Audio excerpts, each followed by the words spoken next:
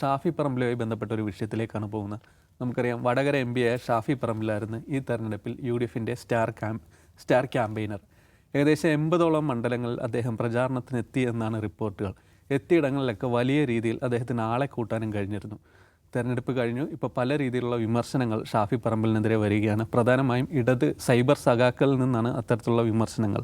അതിൽ ഏറ്റവും പ്രധാനം ഷാഫി പറമ്പിൽ തെക്കൻ ജില്ലകളിൽ പ്രചാരണത്തിന് വരികയും നിശബ്ദ പ്രചാരണം നടത്തുകയും മതം പറഞ്ഞ് അവിടെ വോട്ട് പിടിക്കുകയും ചെയ്തു എന്നാണ് സോഷ്യൽ മീഡിയയിൽ പ്രചരിക്കുന്ന ഇടതുപക്ഷത്ത് നിന്നുള്ള ആൾക്കാരുടെ പ്രതികരണങ്ങൾ. മുമ്പ് നമുക്കറിയാം എളമരം കരീം പറഞ്ഞ ഷാഫി പറമ്പിൽ കുറച്ച് റീൽസ് ഉണ്ടാക്കിയിടുകയുള്ളൂ, ഷാഫി അത്ര വലിയ ആളൊന്നുമല്ല, അങ്ങനെ പേടിക്കേണ്ട ആവശ്യമില്ലെന്നായിരുന്നു എളമരം കരീം പറഞ്ഞത്. പക്ഷേ തെരഞ്ഞെടുപ്പിന് ശേഷം വലിയ രീതിയിലുള്ള വിമർശനങ്ങളാണ് ഷാഫി പറമ്പിലിനെതിരെ ഉയർത്തുന്നത്. പ്രത്യേകിച്ചും തിരുവനന്തപുരം, കൊല്ലം അടക്കമുള്ള ജില്ലകളിലെ ചില പോക്കറ്റുകൾ, അതിൽ മുസ്ലിം ബെൽറ്റുകൾ തിരഞ്ഞെടുത്തിട്ട് ഷാഫി പ്രചാരണത്തിന് പോയിരുന്നു എന്നാണ് ഇടതുപക്ഷത്തു നിന്നുള്ള സൈബർ സഹാക്കൾ ആരോപിക്കുന്നത്. നേരത്തെ വടകരയിൽ തെരഞ്ഞെടുപ്പ് സമയത്തുണ്ടായ വിവാദങ്ങൾ നമുക്കറിയാം. ലോക്സഭാ തെരഞ്ഞെടുപ്പുമായി ബന്ധപ്പെട്ടുള്ള കാഫി സ്ക്രീൻഷോട്ട് വിവാദം അറിയാം. അതുകൂടാതെ ഇപ്പോൾ പേരാമ്പ്രയിൽ നടന്ന വിവാദം അറിയാം. ഈ എല്ലായിടത്തും ഷാഫി പറമ്പിലിനെതിരെയായിരുന്നു വലിയ തോതിലുള്ള വിമർശനങ്ങൾ ഇടതുപക്ഷം മുന്നോട്ട് വെച്ചിരുന്നത്. അജിംസ്, ഈ ഷാഫി പറമ്പിലിനെതിരെ ഇപ്പോൾ ഉന്നയിക്കുന്ന ഇടതുപക്ഷത്തു നിന്നുള്ള വിമർശനങ്ങളിൽ ഏറ്റവും പ്രധാനം പറയുന്ന ഷാഫി വന്ന് മുസ്ലിം ബെൽറ്റുകളിൽ ഒരു രഹസ്യമായുള്ളൊരു പ്രചാരണം നടത്തുന്നു. ഷാഫി പറഞ്ഞു കഴിഞ്ഞാൽ അത്തരത്തിൽ വോട്ട് ചെയ്യുന്ന ആൾക്കാരാണോ മുസ്ലിം സമൂഹം? ഇവരിത് പറയുമ്പോൾ മറ്റൊന്നു കൂടിയിട്ടുണ്ട്. ഈ മുസ്ലിം സമൂഹത്തിലുള്ള സഖാക്കൾ അടക്കമുള്ളവർ പോലും ഷാഫി പറഞ്ഞാൽ അങ്ങനെ വോട്ട് ചെയ്യുമോ? ഇതൊരു തരത്തിൽ ഇസ്ലാമോഫോബിക്കായിട്ടുള്ളൊരു പ്രചാരണം കൂടിയിട്ടല്ലേ? ഷാഫി പറമ്പിൽ ഇപ്പോഴത്തെ ഒരു രാഷ്ട്രീയമായ പൊസിഷൻ എന്ന് പറഞ്ഞാൽ മലബാറിലെ ഏറ്റവും പ്രമുഖനായ കോൺഗ്രസ് നേതാവ് എന്നുള്ളതാണ്. അദ്ദേഹം പാലക്കാടുകാരനാണ് എന്നുള്ളതുകൊണ്ടും മറ്റൊന്ന് അദ്ദേഹം വടകര പ്രതിനിധീകരിക്കുന്ന MP എന്നുള്ളതുകൊണ്ടും ഇന്ന് മലബാറിൽ നിന്നുള്ള ഏറ്റവും തലയെടുപ്പുള്ള നേതാവാണെന്ന് വെച്ചാൽ ഒറ്റ വാക്കിൽ പറയാവുന്നത് ഷാഫിയാണ്. അത് കോൺഗ്രസിൻ്റെ ഇൻസൈഡ് പൊളിറ്റിക്സാണ്. ഇപ്പോൾ കോൺഗ്രസിനകത്തുള്ള ആഭ്യന്തരമായ രാഷ്ട്രീയം നോക്കിക്കഴിഞ്ഞാൽ ഷാഫിയുടെ പൊസിഷൻ അങ്ങനെയാണ്. കോൺഗ്രസിന് പുറത്തേക്ക് നോക്കിക്കഴിഞ്ഞാൽ UDFിനെ സംബന്ധിച്ച് ഷാഫി കേരളത്തിലെവിടെയും മികച്ച ഒരു ക്രൗഡ് പുള്ളറാണ്. ഒരുപക്ഷെ രാഹുൽ ഗാന്ധി കഴിഞ്ഞാൽ ഒരു രണ്ടാമത്തെ ആൾ എന്ന് വേണമെങ്കിൽ പറയാം. രാഹുൽ ഗാന്ധി വരുമ്പോൾ രാഹുൽ ഗാന്ധിയെ കാണാൻ വേണ്ടി ആൾക്കൂട്ടം വരുന്നുണ്ടെങ്കിൽ ഷാഫിയെ കാണാൻ വേണ്ടി ആൾക്കൂട്ടം വരുന്നുണ്ട്. മൂന്നാമത്തെ കാര്യം, ഷാഫി ഒരു ന്യൂ ജെൻ പൊളിറ്റീഷ്യനാണ്. ഈ 3 പോയിൻ്റാണ് വളരെ പ്രധാനപ്പെട്ടത്.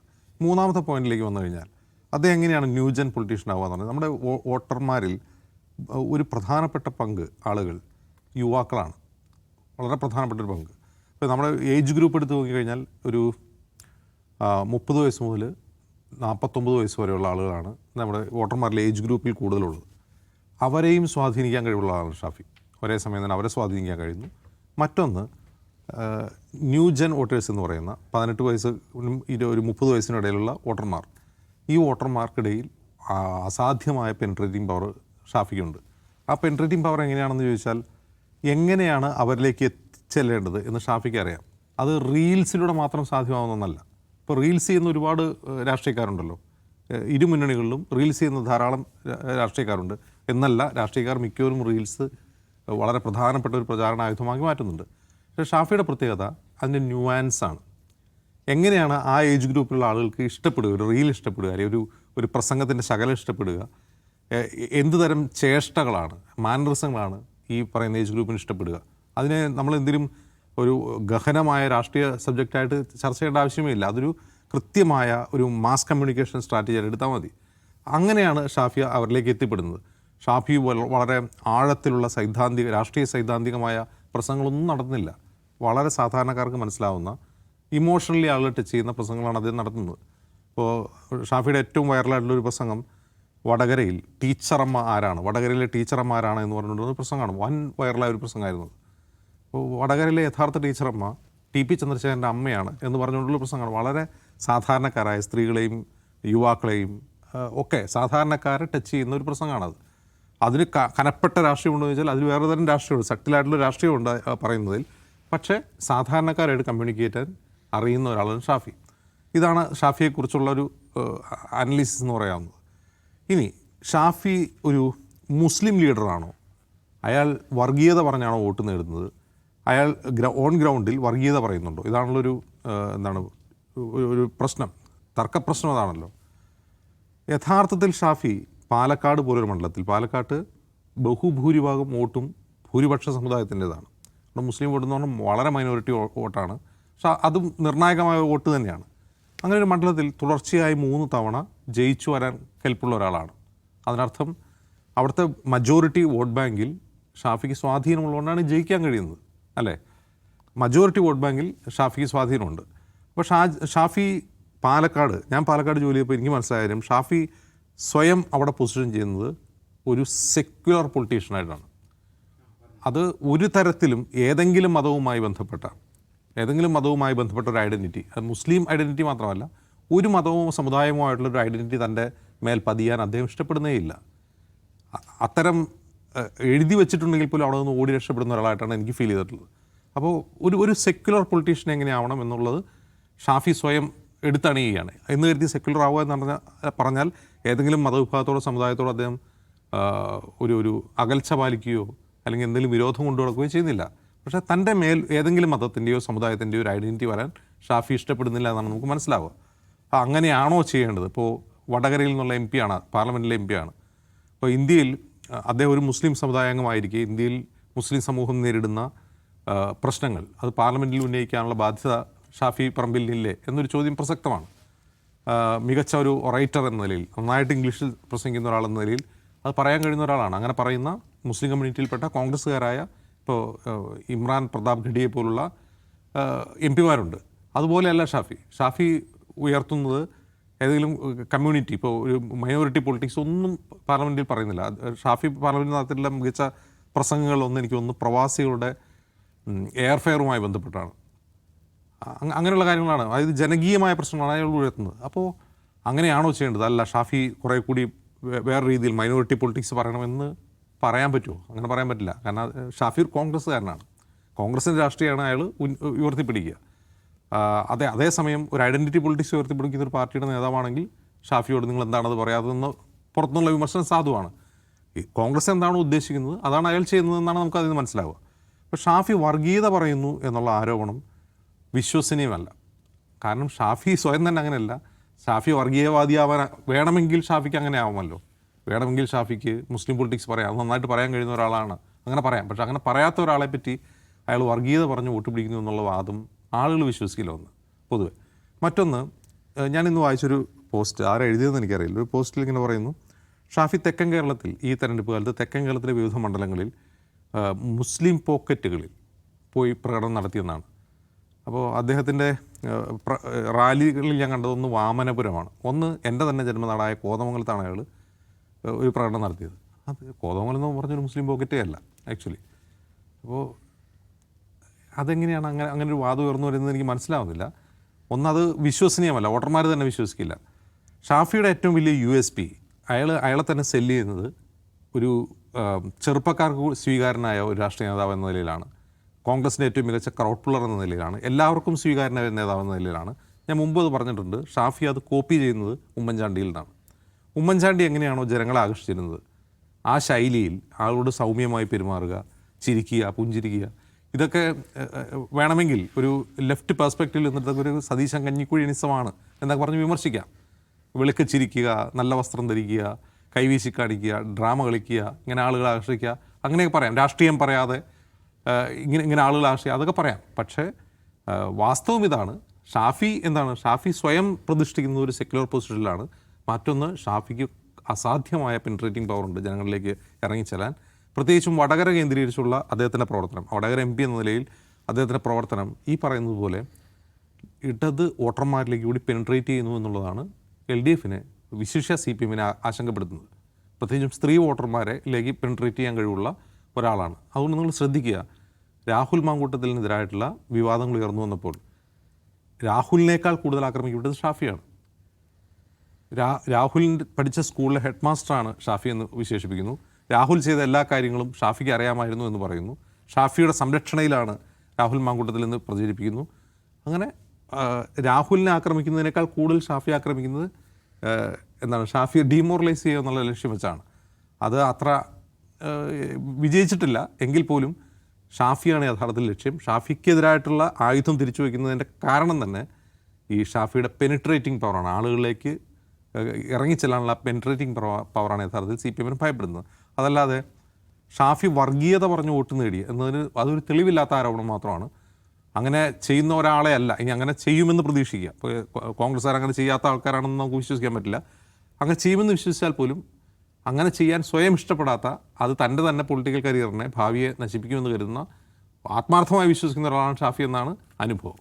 യെസ് ജിമ്മി, ഈ എതിർപക്ഷത്തുള്ള രാഷ്ട്രീയക്കാരുടെ ക്രെഡിബിലിറ്റി അല്ലേ വിശ്വാസത്തെ കളയുക എന്നുള്ളത് എല്ലാ പാർട്ടിക്കാരും നോക്കുന്നത്. നമ്മൾ സമീപകാലത്ത് കണ്ട വി.ഡി. സതീശനെതിരെ നടന്ന ഒരു നൊണേഷൻ ക്യാമ്പയിൻ ഉണ്ടായിരുന്നു തുടർച്ചയായിട്ട്. അതിനുശേഷം ഷാഫി പറമ്പലിനെ കൃത്യമായിട്ട് ടാർഗറ്റ് ചെയ്തിട്ടുള്ള നിരവധി പോസ്റ്റുകൾ അല്ലെങ്കിൽ ഇടത് പക്ഷത്ത് നിന്ന് തന്നെയുള്ള വീഡിയോസൊക്കെ വരുന്നത് ലക്ഷ്യം ഷാഫി പ്രതിനിധാനം ചെയ്യുന്ന കമ്മ്യൂണിറ്റീനെയും വെച്ചിട്ടാണ്. അതിൽ CPM മുമ്പ് പാർലമെൻറ്റ് തിരഞ്ഞെടുപ്പ് കഴിഞ്ഞപ്പോൾ CPM പറഞ്ഞൊരു കാര്യം ഉണ്ടായിരുന്നു, അല്ലെ CPM അണികൾ പറഞ്ഞൊരു കാര്യം കൂടിയിട്ടുണ്ട്. ഒന്ന്, ഫലസ്തീൻ അനുകൂലമായിട്ടുള്ള നിലപാടെടുത്ത് തെറ്റായ സമീപനമാണ് എന്ന് അണികൾ പറയുക. അത് CPMൻ്റെ ഇടയിൽ തന്നെ 2 ഗ്യാങ് കൂടിയിട്ട് ചെയ്തിരുന്നു. മൊത്തത്തിൽ CPMൻ്റെ ഉള്ളിൽ തന്നെ ആശയക്കുഴപ്പമുണ്ടാക്കുകയില്ലേ ഷാഫി പറമ്പലിനെതിരെയുള്ള വിമർശനങ്ങൾ? എനിക്ക് തോന്നുന്നത് ഇഷ്യൂ കുറച്ചുകൂടെ കോംപ്ലിക്കേറ്റഡ് ആണ്. എന്താണ് ഒരു സെക്യുലർ ഇമേജ്, എന്താണ് ഒരു കമ്മ്യൂണൽ ഇമേജ്? ഇപ്പോൾ ഉമ്മൻചാണ്ടി, AK ആൻ്റണി, K കരുണാകരൻ. ഉമ്മൻചാണ്ടിക്ക് ഒരു സെക്യുലർ ഇമേജ് ഉണ്ടായിരുന്നു, AK ആൻ്റണിക്ക് കുറച്ചുകൂടെ ഉണ്ടായിരുന്നു. ഉമ്മൻചാണ്ടിക്കും അത് പൂർണ്ണമായും നഷ്ടപ്പെട്ടിരുന്നില്ല. K കരുണാകരൻ ഒരു സെക്യുലർ ഇമേജ് ഉണ്ടെന്നാണ് ചരിത്രം പറയുന്നത്. അതേസമയം ഇവരുടെയൊക്കെ സമുദായങ്ങൾക്ക് നമ്മുടെ ആൾ എന്നൊരു ചിന്തയും മനസ്സിലുണ്ടായിരുന്നു. അപ്പോൾ നിങ്ങൾ മധ്യകേരളത്തിലേക്ക് പോയാൽ ഉമ്മൻചാണ്ടിയുടെ മതത്തിൻ്റെ പേരിൽ കൂടിയാണ് ഉമ്മൻചാണ്ടിക്ക് ഒരു സ്വീകാര്യത കിട്ടുന്നത്. ഇത് രണ്ടും ഒരുമിച്ച് കൊണ്ടുപോയ ആളുകളാണ്. അതേസമയം കേരളത്തിൻ്റെ മൊത്തത്തിൽ ഇയാളൊരു സെക്യുലർ നേതാവാണ് എന്നൊരു ഇമേജ് ഉമ്മൻചാണ്ടിക്ക് കൊടുക്കാൻ പറ്റുകയും ഒരു മോശമായിട്ടല്ല, വളരെ പോസിറ്റീവായിട്ട് കൊടുക്കാൻ പറ്റുകയും ജനം അത് അക്സെപ്റ്റ് ചെയ്യുകയും ചെയ്തിരുന്നു. നമ്മുടെ കേരളത്തിൽ അതുപോലെയാണ് K കരുണാകരൻ്റെ കാര്യം. ഈ RSSൻ്റെ വളർച്ചയെ ഒരു പരിധി വരെ തടഞ്ഞു നിർത്തിയത് കേരളത്തിൽ ഒരു അപ്പർ കാസ്റ്റ് ഹിന്ദു ഇമേജ്, എല്ലാ 1-ാം തീയതിയും ഗുരുവായൂർ പോകുന്ന ഒരു K കരുണാകരൻ ഉണ്ടായിരുന്നുകൊണ്ടാണ് എന്നുള്ളത് നമ്മുടെ പൊളിറ്റിക്കൽ ഡിസ്കോഴ്സിൻ്റെ ഭാഗമല്ലേ.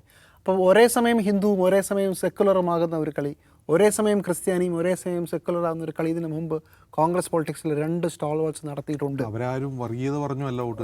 അല്ല, ഞാൻ പറഞ്ഞു ഇനിയിപ്പോൾ അല്പം പറഞ്ഞാൽ പോലും പറഞ്ഞിട്ടില്ല, പക്ഷെ ഞാൻ പറഞ്ഞത് ആ ഒരു ഇമേജ് ആണല്ലോ എപ്പോഴും പ്രധാനപ്പെട്ടത്. വെള്ളാപ്പള്ളി നടേശനൊപ്പം സഞ്ചരിക്കുന്ന മുഖ്യമന്ത്രിയുണ്ട്, അല്ലേ വേദി ഉണ്ട്. അത് വേറൊരു ഗെയിം പ്ലാനാണ്. അത് അതേസമയം ഇപ്പോൾ ലെഫ്റ്റ് പൊളിറ്റീഷ്യൻസ് എത്ര വർഗീയത പറഞ്ഞാൽ നന്നായി. ഇപ്പം പിണറായി വിജയൻ വർഗീയവാദിയാണെന്ന് ആരും പറയുന്നില്ലല്ലോ. എന്തൊക്കെ ഈ കഴിഞ്ഞ 3-4 വർഷങ്ങൾക്കിടയിൽ എത്ര എക്സ്പ്ലിസിറ്റ് ആയിട്ടുള്ള സാധനങ്ങൾ ഇപ്പം പറഞ്ഞില്ലെങ്കിൽ പോലും അങ്ങനെയുള്ള ആളുകളെ സപ്പോർട്ട് ചെയ്യുക, അങ്ങനെയുള്ള ആളുകളെ കാറ് കയറ്റുക, അതൊന്നുമല്ല. സർക്കാരിനൊരു പ്രധാനപ്പെട്ട പദവിയിൽ കൂടെ ഇരുത്തുകയും ഇപ്പോൾ ഈ ഇലക്ഷൻ കഴിഞ്ഞ ശേഷം എങ്ങാനും ലെഫ്റ്റ് തോറ്റാൽ എന്ന് പറഞ്ഞിട്ട് ഒരാളുടെ ഫേസ്ബുക്ക് പോസ്റ്റ് പറയുന്നത് താങ്ക്സ് ടു വെള്ളാപ്പള്ളി നടേശൻ. നമ്മൾ ചിലപ്പോൾ തോക്കാൻ സാധ്യതയുള്ള വരിയിൽ ഇതാണ്, താങ്ക്സ് ടു വെള്ളാപ്പള്ളി നടേശൻ. എന്താ പിണറായി വിജയൻ ഒരു പങ്കുമില്ലേ? വെള്ളാപ്പള്ളി നടേശൻ എന്ത് പറഞ്ഞാലും അതിനെ ഹാരമിട്ട് ആദരിച്ച് കൊണ്ടുകിടന്ന പിണറായി വിജയനിലെ ഉത്തരവാദി. പക്ഷേ ഈ പോസ്റ്റുകാരന് ഇത് തോന്നുന്നില്ല. അത് മുഴുവൻ അഥവാ എങ്ങാനും വർഗീയത പാളിപ്പോയാൽ അത് മുഴുവൻ വെള്ളാപ്പള്ളിയുടെ കുറ്റമാണെന്നാണ് പറയുന്നത്. ഇവിടെയാണ് നിങ്ങൾ ഷാഫിയുടെ ഇഷ്യൂവിനെ പ്ലേസ് ചെയ്യേണ്ടത്. ആരാണ് ഷാഫി പറമ്പിൽ? ഷാഫി പറമ്പിൽ കോൺഗ്രസിൻ്റെ നേതാവാണ്, മുസ്ലിം ലീഗിൻ്റെ നേതാവല്ല.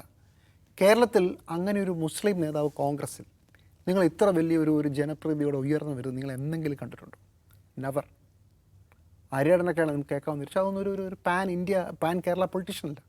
ഷാഫി 80-ലധികം നിയമസഭാ മണ്ഡലങ്ങളിൽ പോയിട്ടുണ്ട്. ആ 80 നിയമസഭാ മണ്ഡലങ്ങളിൽ ഷാഫി ക്രൗഡ് പുള്ളറായിരുന്നുള്ള കാര്യത്തിൽ LDFന് പോലും സംശയമില്ല. അപ്പോൾ ഷാഫി ആര് എന്ന ചോദ്യം ഇന്നേ വരെ കേരളത്തിൽ ഒരു നേതാവിനെതിരെയും ഉന്നയിക്കാത്ത ഒരു ചോദ്യമാണ് ഷാഫിക്കെതിരെ ഉന്നയിച്ചത്. ഇവൻ ഞമ്മൻ്റെ ആളാണ് എന്ന് പറയാൻ ശ്രമിക്കുന്നത്. അതുതന്നെ ഒരു ക്രൂരതയല്ലേ? ഷാഫി എവിടെയെങ്കിലും ഒരു വാക്ക്, സത്യത്തിൽ ഷാഫി മുസ്ലിം പൊളിറ്റിക്സോ മുസ്ലിം ഐഡൻറ്റിറ്റി ഇഷ്യൂസോ പറയുന്നില്ല എന്നുള്ളതാണ് പലരുടെയും പരാതി. ഫലസ്തീൻ ഇഷ്യൂവിലായാലും നേരത്തെ പറഞ്ഞതുപോലെ പല ഇഷ്യൂവിലും ഷാഫി മിണ്ടുന്നില്ല എന്നുള്ളതാണ് പറയുന്നത്. അത് അജൻസ് പറഞ്ഞ പോലെ ഈ ഒരു ട്രാപ്പിനെ പേടിച്ചിട്ട് വളരെ ഭയപ്പെട്ടിട്ട് ഷാഫി മാറി നിൽക്കുന്നത് പോലുമാകാം ഇതുകൊണ്ട്. പക്ഷേ ഷാഫിയെ വിടുന്നില്ല. ഇതിനകത്താണ് ഒരു ഇസ്ലാമോഫോബിയ ഉള്ളത്. K കരുണാകരനും AK ആൻ്റണിക്കും ഉമ്മൻചാണ്ടിക്കും ഇല്ലാത്ത ഒരു വർഗീയ ചാപ്പ ഈ മനുഷ്യനെ കുത്തിക്കൊടുക്കുന്നത് എന്തിൻ്റെ അടിസ്ഥാനത്തിലാണ്? അത് കേരളത്തിലൊരു സ്റ്റൈലാണ്. ഒരു മുസ്ലിം ലീഡർ മരിച്ചു കഴിഞ്ഞാൽ ആ വാർത്തയിൽ അല്ലെങ്കിൽ അനുശോചന കുറിപ്പിൽ നിർബന്ധമായും വരുന്ന ഒരു കാര്യമാണ് അദ്ദേഹം തികഞ്ഞ മതേതരവാദിയെ. വേറെ ആരും പറ്റി ഉണ്ടാവില്ല. അത് മുസ്ലിം ലീഗാണല്ലോ. ഓക്കെ, അത് മുസ്ലിം ലീഗാണ്, നമ്മളങ്ങ് വിട്ടു. അവരെന്താ സമുദായമാണെന്നോ വർഗീയമാണെന്നോ വിട്ടു. പക്ഷേ ഇതിന് പുറത്ത് ഒരു മുസ്ലിം നേതാവിന് അയാളുടെ ഒരു ഐഡൻറ്റിറ്റി, അയാൾ മുസ്ലിം ആയിക്കൊണ്ട് തന്നെ ഷാഫി പറമ്പിലിൻ്റെ, എനിക്ക് തോന്നുന്നു ഷാഫി പറമ്പിലിൻ്റെ വളർച്ചയിൽ അവൽ അബ്ദുള്ള പറമ്പിൽ എങ്ങാനായിരുന്നെങ്കിൽ പെട്ടുപോയനെ. ഷാഫിക്ക് കുറച്ചുകൂടെ ഒന്ന് പെട്ടെന്ന് കടന്നു പോകാനൊരു ഒരു ഒരു ഒരു ഗ്യാപ്പ് കിട്ടി. വലിയ പ്രശ്നമാണ് കേരളത്തിൽ. അതൊരു വളരെ വളരെ വളരെ സീരിയസ് ആയിട്ടുള്ള ഇഷ്യൂ ആണ്. ആ ഒരു മനുഷ്യൻ ഉയർന്നു വരുമ്പോൾ ആ മനുഷ്യനെ അടിക്കാനുള്ള ഏറ്റവും നല്ല വടി നോക്കണം. ഇത്തരം ആരോപണങ്ങൾ പറയുമ്പോഴത്തേക്കും രഹസ്യമായി യോഗം നടത്തുന്നതാണ്, പൊതുയോഗങ്ങൾ നടത്തുന്നതല്ല. ഞാൻ വിചാരിച്ച് പൊതുയോഗങ്ങൾ നടത്തുന്നതാണ് പറയുന്നത്. അങ്ങനെയാണെങ്കിൽ ശരിയാണ്, ഷാഫി പറമ്പിൽ പൂഞ്ഞാറ് വന്നിട്ടുണ്ട്, ഷാഫി ഈ പറയുന്ന ആളുകൾക്ക് വേണമെങ്കിൽ അവർക്കൊരു ആയുധമായിട്ട് ഞാൻ പറയാം, കൊല്ലത്ത് വന്നിട്ടുണ്ട്. പക്ഷേ ഇതെല്ലാം പൊതുപ്രസംഗങ്ങളാണ്. ഒരു പക്ഷേ ഷാഫി ഇവിടെയൊക്കെ വരുമ്പോൾ കുറച്ച് മുസ്ലിം വോട്ട് കിട്ടിക്കോട്ടെ എന്ന് അവിടെയുള്ള സ്ഥാനാർത്ഥികൾ വിചാരിച്ചിട്ടുണ്ടാകാം. അതിലും പിന്നെ കൊല്ലത്തുള്ളൊരു നേതാവ് കോഴിക്കോട് വന്ന് നമുക്ക് ഇൻ്റർവ്യൂ വന്നൊരു കഥ എനിക്ക് ഓർമ്മ വരുന്നത്. ഇപ്പം ഇയാൾ എന്തിനായി കോഴിക്കോട് വന്നതെന്ന് ഞാൻ ആലോചിച്ചിട്ടുണ്ട്. ഈ കൊല്ലത്തുള്ള നേതാവ് ഇതിനകത്ത് ഒരു മുസ്ലിം വോട്ടിൻ്റെയൊക്കെ താല്പര്യമൊക്കെ ഉണ്ട്, അതൊക്കെ ഇതിൻ്റെ ഭാഗമായി നടക്കും. പക്ഷേ ഷാഫിയെ ടാർഗറ്റ് ചെയ്യുമ്പോൾ അതിന് കൃത്യമായ പ്ലാനുണ്ട്. ഇവനെ വളരെ അനുവദിച്ചൂടാ എന്നുള്ളതാണ് ഇതിനകത്തെ ഒന്നാം നമ്പർ കാര്യം. അത് അജിംസ് പറയുമ്പോൾ നേരത്തെ രാഹുൽ മാങ്കുട്ടത്തിൻ്റെ ഇഷ്യൂ വരുമ്പോഴും ഞാൻ പോലും ശ്രദ്ധിച്ചിരുന്നില്ല. സത്യത്തിൽ ഈ കഥ ഒരുമിച്ചാണ് വരുന്നത്, ഹെഡ് മാസ്റ്ററും ഇത്. അപ്പോൾ ഇതായിരുന്നു എന്നുള്ളത് നമുക്ക് ഇപ്പോൾ അത് കൂട്ടി വായിക്കാം. നോക്കൂ, അതിനുശേഷവും ഷാഫിയെ വിടുന്നില്ല. രാഹുൽ മാങ്കുട്ടത്തിൻ്റെ കാര്യം കഴിഞ്ഞു, അപ്പോഴും ഷാഫി പിന്നെയും ടാർഗറ്റായി വരുന്നു. ഇപ്പോൾ ഈ ഇലക്ഷൻ കഴിയുമ്പോഴത്തേക്കും ഏറ്റവും വലിയ ക്രൗഡ് പുള്ളർ, ഈ തെരഞ്ഞെടുപ്പിലെ ഏറ്റവും വലിയ ക്രൗഡ് പുള്ളർ പിണറായി വിജയനായിരുന്നില്ല, അതിനേക്കാൾ വലുതായിരുന്നു ഷാഫി പറമ്പിൽ എന്ന ഒരു സ്ഥിതി. ഓഫ് കോഴ്സ് കൂടുതൽ യോഗങ്ങൾ അങ്ങനെ പങ്കെടുത്തുകൊണ്ട് കൂടി ആയിരിക്കാം, എങ്കിൽ പോലും വളരെ വലിയ ആളാണ്. അപ്പോൾ അയാൾ രഹസ്യമായി വർഗീയത പറയുക എന്ന് പറഞ്ഞാൽ അതെന്ത് മര്യാദകേടാണ്. എന്തെങ്കിലും ഒരു തെളിവിൻ്റെ ഒരു അയോട്ടെങ്കിലും കാഫിർ സ്ക്രീൻഷോട്ടിന് ശേഷം, അതെ, കാഫിർ സ്ക്രീൻഷോട്ടിനും തഹലിലേക്കെതിരെയുള്ള മൈക്ക് അനൗൺസ്മെൻറ്റിനും ശേഷമാണ് ഇത് വന്നിരിക്കുന്നത്. ഒരു മനുഷ്യൻ അയാളുടെ ഐഡൻറ്റിറ്റി മുസ്ലിം ആയതുകൊണ്ട് അയാളെ നിങ്ങൾക്കൊരു ക്രിസ്ത്യാനിയെക്കുറിച്ചോ നിങ്ങളൊരു ഒരു ഹിന്ദുവിനെക്കുറിച്ചോ ഇത് പറയില്ല എന്നുള്ളതാണ് ഇതിനകത്ത് അപകടം. കേരളത്തിൽ ഈ രണ്ട് സമുദായത്തിൽ നിന്നും ഇങ്ങനെ തന്നെ ആളുകൾ വന്നിട്ടുണ്ട്. കേരളം ഇനി പൂർണ്ണമായും സെക്കുലറായ നാടാണോ? അല്ല, അത്യാവശ്യം വർഗീയതയൊക്കെ ഉണ്ട്, ചില സാധനങ്ങളൊക്കെ ഉണ്ട്. ഇതിൻ്റെ അണ്ടർബെല്ലിയിൽ ഈ സാധനങ്ങൾ മുഴുവനുണ്ട്. ഷാഫി പറമ്പിലെ ചില സ്ഥലങ്ങളിൽ കിട്ടുന്ന പിന്തുണയ്ക്ക് നമ്മളാളാണെന്നുള്ള വിചാരമുണ്ട്.